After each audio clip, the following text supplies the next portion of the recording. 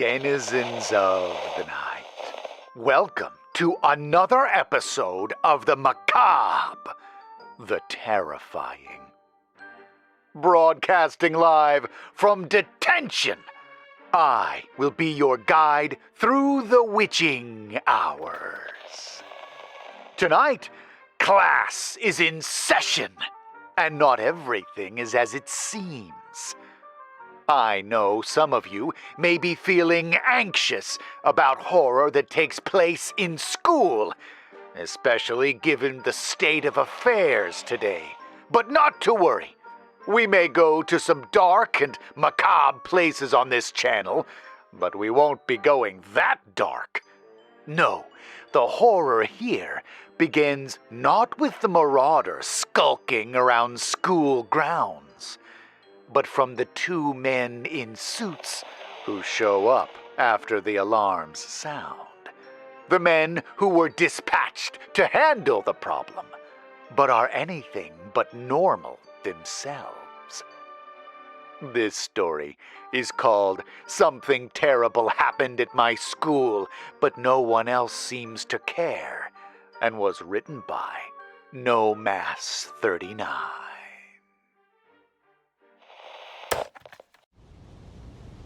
Mr. Vermeil? Katie called, raising her hand. I think I saw a man with a gun outside. There is no combination of words more perfectly calibrated to turn a teacher's blood to ice.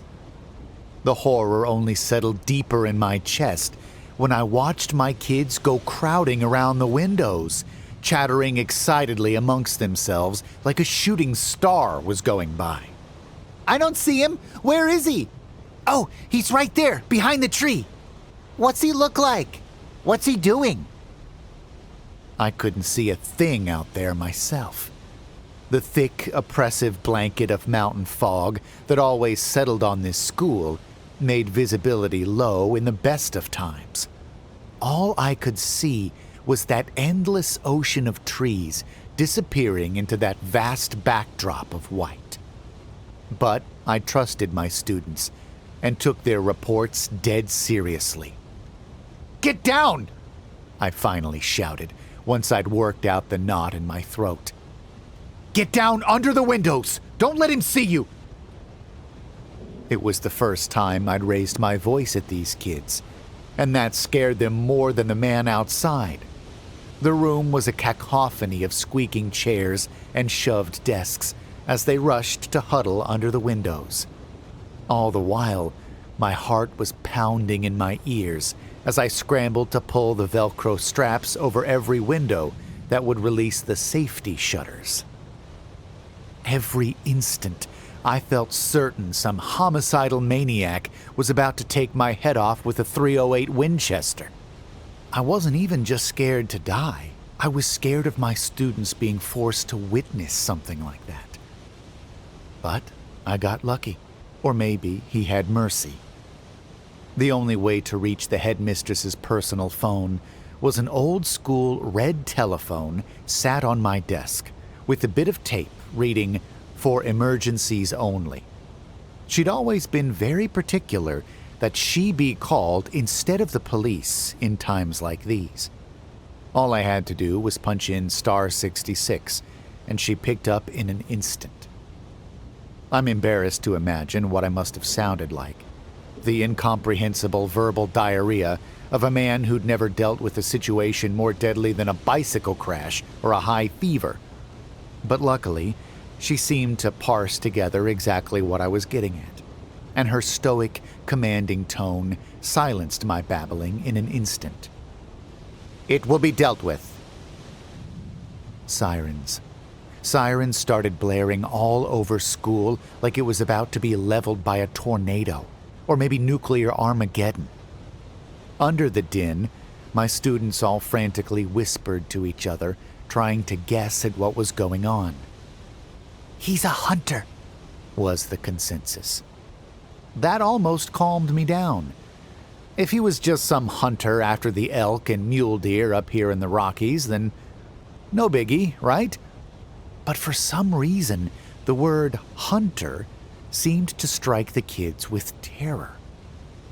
Outside, I heard the screech of tires and 2 rear doors being slammed open. My curiosity piqued. I'd seen that black van labeled security parked in the lot, but never gotten a glimpse inside. Despite all my better judgment, I couldn't resist the tiniest peek under the corner of a shutter. Out of the van poured 2 individuals, dressed less like school security guards and more like the sort of shadowy government agents you'd see in movies. Black suits, shades, and earpieces fitting their perfect comb-overs. I think what I saw them do next was the moment that forever changed me, forever shattered my delusion that the universe is ultimately a rational and orderly place. The 2 guards checked off their equipment, dropped to all fours, and broke into a sprint. Under other circumstances, it would have been laughable. As it was, it stole my breath away. They ran not even like primates would, but with the exact speed and style of wolves. They must have been going 15 miles per hour, minimum. Human bodies just don't work that way. We can't twist our bodies in such a way to allow ourselves to full-bore gallop at that kind of speed. Our joints weren't meant to bend in those directions. They disappeared into the forest like hunting dogs let loose upon the scent of prey. I jumped, and a gasp spread across the room as a gunshot erupted in those woods, and then another. 2 shots total, echoing down the foggy valleys of the mountain, scaring away the crows. Then came the long silence as I held my breath, waiting to see if the nightmare was all over or just beginning. And then the screaming began. It started as a rumbling murmur, one I couldn't place. Then it acquired peaks and troughs, reaching pitches that managed to strain my ears. At its height, it almost seemed louder than the gunshots had been. It was a man's voice, at least at first, but then it devolved into something that didn't sound human at all, like his vocal cords had been ripped into, and the only sound he could still produce was to bay like a dying animal. Yet somehow, even that didn't horrify me as much as my students' reactions. They seemed relieved, even laughing amongst themselves, as if this proved we were out of danger. The screams dulled, the sirens disappeared, and my students returned to their seats, staring at me as if expecting me to continue the lesson. It was all so surreal, like something out of a dream. Never before in my life have I been surrounded by people, yet felt so utterly alone. I'd tried not to break down in front of my own students, but unlike my class, I couldn't just move past what had happened, like it had all been no big deal. So, like a sleepwalking man acting on instinct, I did the first thing I could think of. I called the headmistress again. Her tone was flat, as if nothing was out of the ordinary. "Vermeil?" I wanted to scream at her, but words failed me. I was panting like a dog. I need... I took a drink of water with a shaky hand. "I need to know what that was." "Mr. Vermeil, this phone is only to be used in the case of emergencies." "Emergency? This isn't an emergency? There was a shootout outside my classroom. Where's the police? The press?" "They're not coming," she said sternly. "It was all a false alarm. Nobody was hurt." "Nobody was hurt? Are you hearing yourself? I heard a man wail like he was being fed first into a meat..." I caught myself, glancing at my class. "If you heard the things I've heard, you wouldn't be so..." "When I employed you under the auspices of the Integration Initiative, It was because I was assured of your dedication to teaching. Surely you recognize the importance of not allowing your class to fall even a day behind the schedule outlined in the syllabus? We cannot allow every minor incident to interfere with their... Minor incident? Am I the only one here who hasn't lost their mind? If this is what you consider routine, then I don't want to know. Mr. Vermeil. She spoke in that tone that always silenced me, as if she commanded my very mind. In the silence, she let out a long sigh. When her voice returned, I couldn't tell if she was leveling with me or humoring me. Tell you what, I can tell you've had a stressful day. Why don't you take the rest of it off? I can have a substitute fill in while you get some rest, okay? I wanted to argue, to scream and shout, but I realized how my students were looking at me and noticed the tears on my cheeks. Needless to say, I did end up taking the day off. All the while, I agonized over whether to quit. I mean, this was supposed to be my big break, my first real teaching job since the incident a few years back. No more tutoring, no more subbing. Getting to head my very own class and create my own lesson plans. I spent the night on the couch, watching the news like a hawk. It was all still small-town nonsense. A cat stuck in a tree. A charming local bake sale. Not a word about whatever had happened in that school on the mountainside. The headmistress's gaslighting was starting to work on me. If nobody saw anything wrong with what had happened, then the problem must be me, right? I must have misinterpreted everything. There had to have been some reasonable explanation for what I'd seen and heard. So, the next morning, it was right back to work. The thing is, I've never gotten a good explanation for what the integration initiative was. I'd assumed it was some sort of remedial education program. After all, the bulk of my class was severely behind by 5th grade standards. Many needed to learn basic social behaviors, properly expressing their emotions, how to read or write, or even how to speak at all. The Hastings twins, for instance. They were brother and sister, or so I've been told, but near impossible to tell apart. They were both so androgynous, with flawless pale skin, totally free of even a single strand of hair, even eyebrows. And they never emoted, never reacted, never even blinked. If you didn't know any better, you'd assume they were mannequins set up at their desks, positioned to stare at me in perfect stillness as I taught. But they were just one of the more extreme examples. A few were more like normal kids, just a little behind. Katie, for instance. When I had a quiet moment in class that day, I noticed her completing a maze in her coloring book with a crayon and beckoned her over. She sat politely across from me as I composed myself. Katie, I just wanted to say you were very brave to speak up yesterday. I know that must have been scary.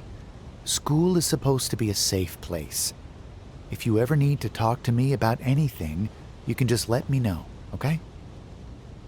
She stared at me for a moment, and then said, as casually as you discuss the weather, I hope he suffered. There was a long silence. I blinked, trying to register what I'd heard. What?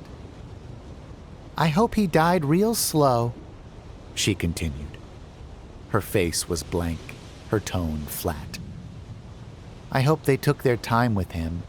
I hope that he felt every moment of it. I wiped the sweat from my brow. That's not... He was a hunter, Mr. Vermeil.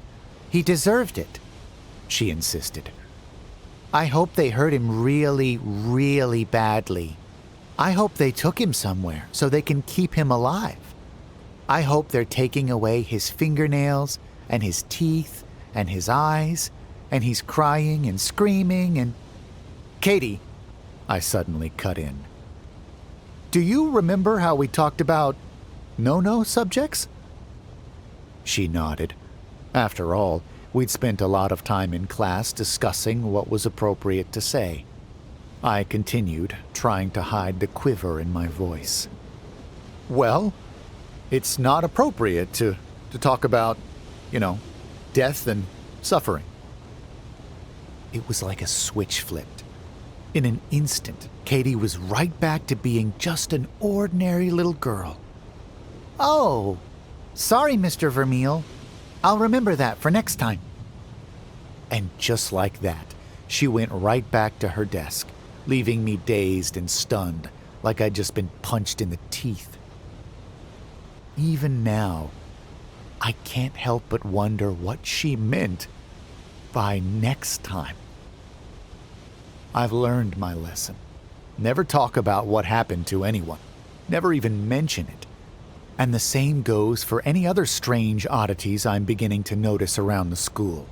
Like the ditch full of the shed skins of something much larger than any reptile we have up here in Colorado.